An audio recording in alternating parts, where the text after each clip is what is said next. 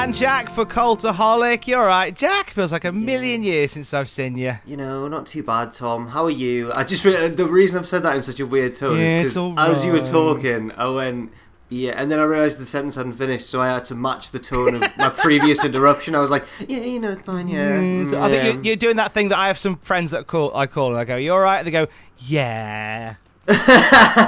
You're not, are you? Do you want to go, what's wrong? Yeah. I know what's wrong. They want wrestling news quickly. Often that is the case. Quickly, often, and now. Could more WWE releases be coming soon? We have an update on WWE's touring plans, and WWE are bringing back a retired championship. Find out which one in a little bit. So last week we had a whole round of new releases from WWE, this time on the NXT side. Guys such as Alexander Wolf, Jessie Manduke, it's about time I got her name right, it seems only fair, Vanessa Bourne, also Drake Wirtz got let go last week, Velveteen Dream has now gone from the company, but according to at least one source, Jack, this isn't the end of the releases, is it?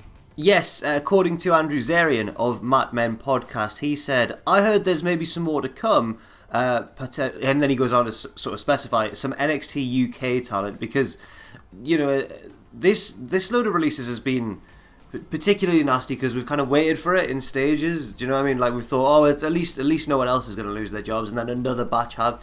So they seem to go main roster first, then NXT this time, and now we are potentially looking at releases from NXT UK. That is according, once again, to the Mat Men Podcast. So we have seen not, some, hopefully not, because we have seen some new stars coming into NXT UK as of late, and it looks as if that roster is really getting beefed up right now, and it would be a shame to see some of those faces go.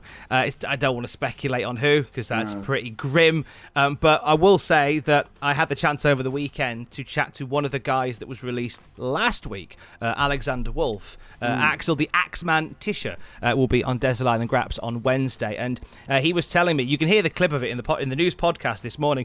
He said that they did the angle last week on Tuesday where he got kicked out of Imperium, and as he went home that night, he was thinking, okay, so now we're going to work a thing where maybe I bring back Sanity. This is going to lead to something, and then he got the phone call the day after to say he hasn't been let go, as he added that he just simply is not getting his contract renewed and he won't be used anymore. Right. And as he speaks, he's getting ready to return to Germany. He's actually he's in a really good place. He was talking about going back to Germany, and he wants to do more stuff to light up the German wrestling scene once again. Now that's all reopening. He's really invigorated.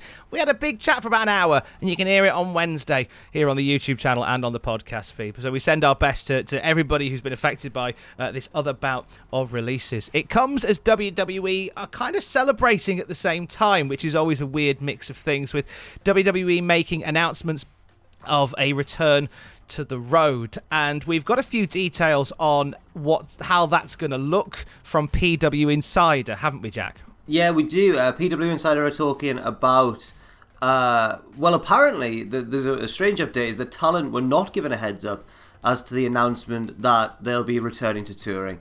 Apparently they were told a return was forthcoming, but they didn't know the exact details, and the company kept the plans on a ready-to-know basis in order to avoid leaks.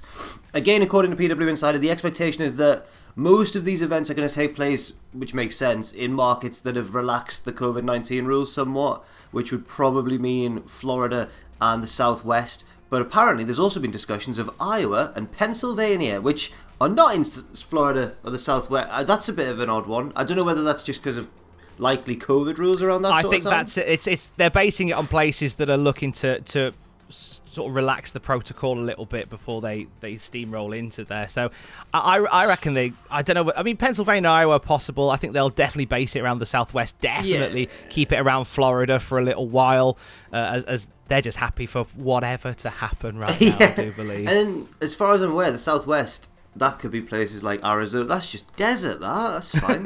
Just do a show in a desert. You can socially distance really well in a desert.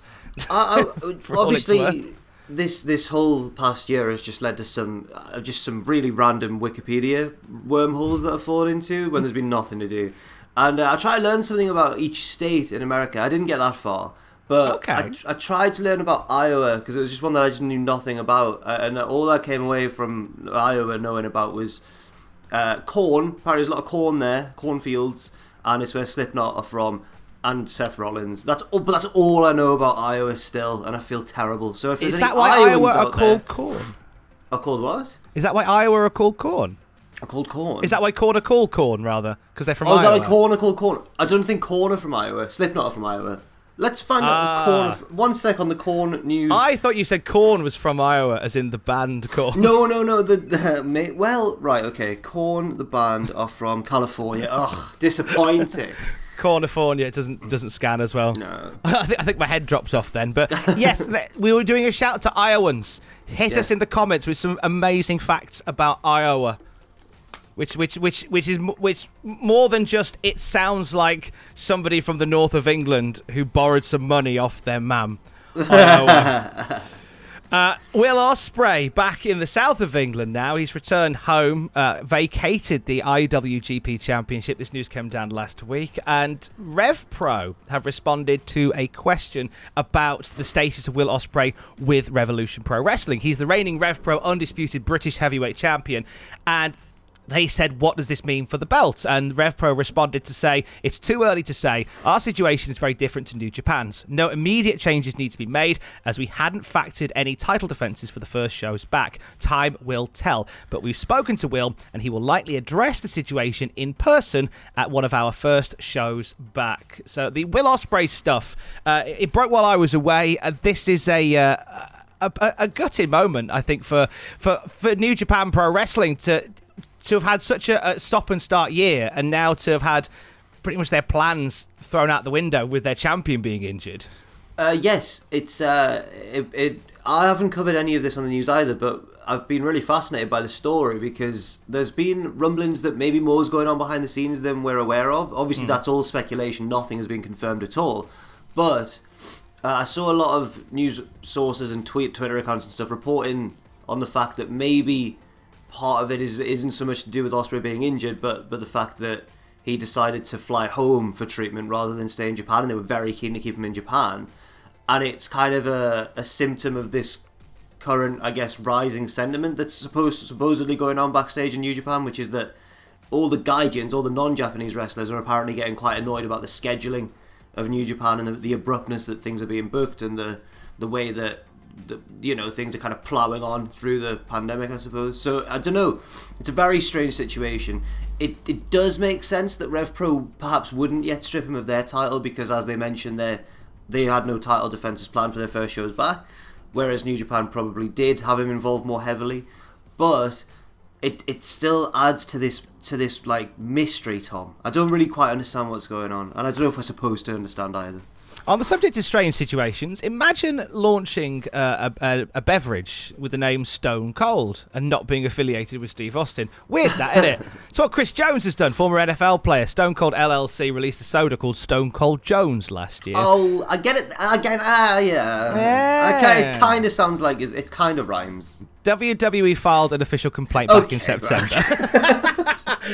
So we have an update on that from Heel by Nature, who say WWE have confirmed the two parties are still in talks to reach a settlement on the matter. WWE has said the parties are actively engaged in negotiations for the settlement. World Wrestling Entertainment Incorporated requests that this proceeding be suspended for 60 days to allow parties to continue their settlement efforts. They're trying to reach something. Dear. I thought this would be something that WWE would have maybe shut down immediately, but maybe I'm missing a piece of the puzzle here. Maybe. I don't know if... Is Stone Cold more of just a saying, and because we're wrestling fans, it's just become... Yeah, like you can't own the idea of the phrase Stone Cold. It's like somebody on YouTube trying to claim reactions. Who would do that? That's weird. We'll keep an eye on that one for you.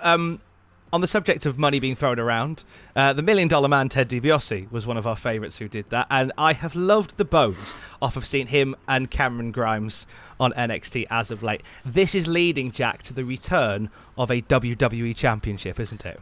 It is. It's potentially leading to the return of the $1 Million Championship, which I saw some people immediately go, we don't need more belts in WWE, which I understand, but I'm hoping that it'll be used in the same way that it used to be used, which is more as a ceremonial title, not a real one almost. Do you know what I mean? More of a device. Something that they can use in a storyline premise. I like the idea of Cameron Grimes being awarded the $1 Million Championship. I think he would have a lot of fun with that title, like as opposed to DiBiase, who kind of treated it with like prestige and honor, like Grimes being this Southern millionaire, just dragging it along the floor, throwing it into yeah. I love the idea of that. Can you name all 3 $1 Million champions, Jack? Yes, I can. Ted DiBiase. Yes. Stone Cold Jones. Yeah.